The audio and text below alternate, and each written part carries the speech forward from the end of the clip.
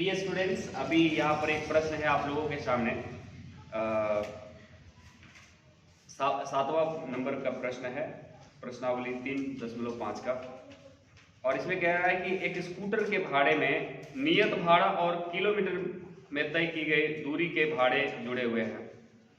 जानते बच्चों, आप लोग स्कॉर्पियो वगैरह जब रिजर्व करते हैं ना, तो उसमें 2 तरह का भाड़ा होता है। जैसे कल हम लोग स्कॉर्पियो रिजर्व करके गए थे, बताए थे, तो उसमें 2 तरह का भाड़ा होता है। एक नियत भाड़ा होता है। तो नियत भाड़ा में क्या होता है पता है? वो फिक्स रहता है, चाहे आप कितना भी किलोमीटर चला लो, एक दिन में आप जितना किलोमीटर चला लो उसका किराया फिक्स रहता है। वो होता है 1000 रुपया स्कॉर्पियो का। तो इसको कहते हैं नियत किराया। क्या कहते हैं बच्चों? नियत किराया। और एक होता है किलोमीटर के हिसाब से उनको तेल का पैसा देना पड़ता है स्कॉर्पियो वाला को।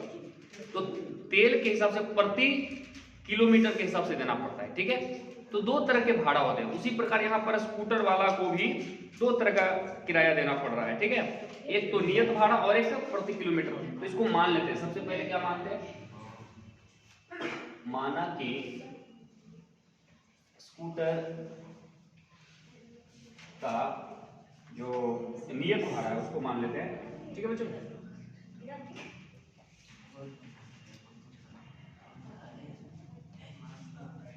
नियत किराया जो है वो मान लेते हैं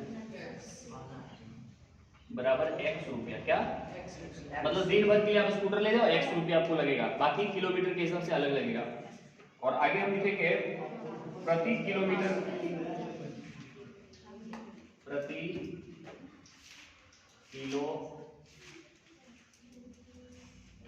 के हिसाब से किलोमीटर का भाड़ा बराबर y रुपया, ठीक है। y रुपया पर किलोमीटर। अंडरस्टूड? तो ये कहता है कि अभी देखो प्रश्न से लिखेंगे, क्या लिखेंगे? हाँ, एक स्कूटर के बारे यहाँ पर कहते हैं कि यदि कोई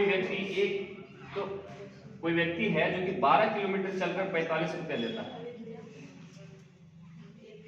तो प्रश्न से देखिए यहाँ पे x को जो है वो नियत भाड़ा है, वो तो रहेगा ही स्कूटर का। और ये चलता है कितना? 12 किलोमीटर। तो 12 गुना y, ये 12y हो जाएगा। ये क्या? किलोमीटर के हिसाब से भाड़ा। और ये दोनों मिला के वो देता है कितना? 45 रुपया। कितना देता है? 45। तो ये हमारा एक समीकरण हो गया बच्चों। ये क्या हो गया? समीकरण हो गया। यानी x ये नियत किराया है और ये 12y जो है, यानी कि 12 किलोमीटर चला तो 1 किलोमीटर चलने में y रुपया लगता है। तो 12 किलोमीटर चलने में y रुपया लगेगा, 12y रुपया लगेगा। तो ये x रुपया और 12y रुपया दोनों को जोड़ेंगे तो 45 रुपया हो जाएगा, जो कि उन्होंने दिया। फिर पुनः प्रश्न से, इसमें जानते हो प्रश्न में ही उत्तर छिपा हुआ रहता है, ठीक है। इस प्रश्न में ही इसका उत्तर रहता है। प्रश्न को बढ़िया से बारीकी से पढ़ेंगे, आ जाएगा। अभी क्या कहता है कि 20 किलोमीटर चलकर 73 रुपये देता है। अगर ये 20 किलोमीटर चलेगा तो यहाँ पे 20y हुआ। ये तो x नियत है, x में तो कोई बदलाव नहीं होगा। x रुपया नियत भाड़ा है और 20 किलोमीटर चला तो 20y रुपया ये दे दिया। और टोटल मिला के हो गया इसका टोटल उन्होंने कितना दिया? 73 रुपया। ये समीकरण 2 हो गया बच्चों। जब 2 समीकरण बन गया तो हम अब आसानी से दोनों समीकरण को हल करेंगे और दोनों किराए निकाल लेंगे, नियत किराया भी और प्रति किलोमीटर किराया भी। तो समीकरण को हल करने के 5-6 तरीके हैं। एक तो आप आलेख विधि से हल कर सकते हैं, दूसरा आप लुप्तीकरण विधि, विलोपन विधि, प्रतिस्थापन विधि, ये वज्र गुणज विधि और एक अनुपात विधि। तो ये आप किसी भी विधि से इसको बना लो, आंसर आ जाएगा। तो सबसे आसान हम लोग देखते हैं कि यहाँ भी x है और यहाँ भी x है। अंडरस्टूड? तो इन दोनों समीकरण को एक दूसरे को घटा दो, एक से दूसरे को घटा दो, x x कैंसिल हो जाएगा। बाकी लिखो समीकरण 2 माइनस समीकरण 1। आप यहाँ पर अगर 1 माइनस 2 भी करेंगे ना, फिर भी कोई फर्क नहीं पड़ेगा। हाँ, कोई प्रॉब्लम नहीं होगा। तो हम यहाँ पर आसानी से देख रहे हैं कि ये ज्यादा बड़ा है, ये छोटा है, जिसको घटा देते हैं ना। तो समीकरण 2 लिखते हैं x plus 20y equal to 73 और x plus 12y equal to 45। अब इसको जब समीकरण को घटाते हैं ना तो यहाँ पर हर जगह चिन्ह बदले हुए थे, यहाँ प्लस था तो माइनस हो गया, यहाँ प्लस था तो माइनस हो गया, यहाँ प्लस था तो माइनस हो गया, x कैंसिल हो गया। अभी 20y में 12y घट गया तो 8y बच गया और बराबर 73 में 45 घट गया तो 18 बच गया। कितना बचा? 28 बचा। अभी देखो बच्चों इसी को क्या करेंगे, y बराबर क्या हो जाएगा 28/8 इक्वल टू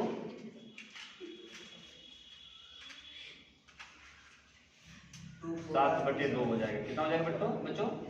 यानी कि 3.5 रुपया। तो अब 3.5 आया तो इसका मतलब ये y क्या निकला था हमारा किलोमीटर के हिसाब से, है ना। प्रति किलोमीटर हमारा जो किराया होगा वो 3.5 रुपया होगा। और नियत किराया अगर निकालना है x का मान तो समीकरण 1 या 2 में रख दो। समीकरण 1 में y का मान रखने पर, ये स्टूडेंट्स समीकरण 1 है x प्लस 12y बराबर 45। अब यहाँ पे y के बदले हम क्या रख देंगे 3.5 यानी 7/2 क्या रख देंगे। तो यहाँ पे 12y के बदले लिख दो 7/2। ये 2 कैंसिल हो गया, यहाँ 6 बच्चा।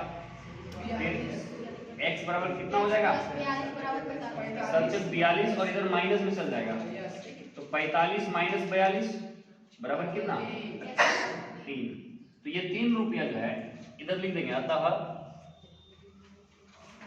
नियत किराया जो है, नियत भाड़ा 3.5 रुपया नहीं, नियत भाड़ा तो 3 रुपया है, 3 रुपया तथा प्रति किलोमीटर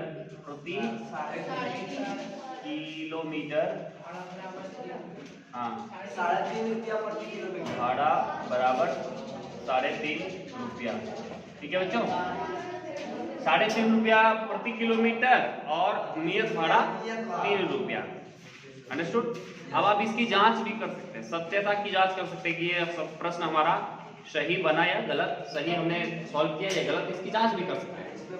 देखो बच्चों इसमें मान रख लो नियत भाड़ा क्या रहा है 3 रुपया, तो यहाँ पे 3 हो जाएगा और प्लस 12 गुणे 3.5 कर दो तो 12 3 36 और 6 कितना हो जाएगा 40। तो 40 और 3 के सॉरी यहाँ पे 3 रुपया और यहाँ पे 3.5 से 12 को गुना करो तो 12 3 36 और 36 और 6 कितना होता है 42 रुपया। तो 42 और 3 कितना हुआ 45 रुपया हो गया ना। फिर उसी तरह इसमें भी अगर रख के रखेंगे तो यहाँ पर 3 और यहाँ पर 20 3 60 और 10 70 तो 70 और 3 73 रुपया। अंडरस्टूड। तो इसकी सत्यता की जांच भी कर सकते हैं बच्चों। ये जो समस्या संबंधित प्रश्न है, इस प्रकार के जितने भी प्रश्न हैं उसको आपको आसानी से हल कर सकते हो 2 समीकरण बना के। और आपको करना क्या है इस प्रश्न को बार बार पढ़ना है बढ़िया से। अंडरस्टूड। कितने लोग समझ गए? Very good. चलिए लिखिए इसको, आगे हम लोग आगे बढ़ते हैं।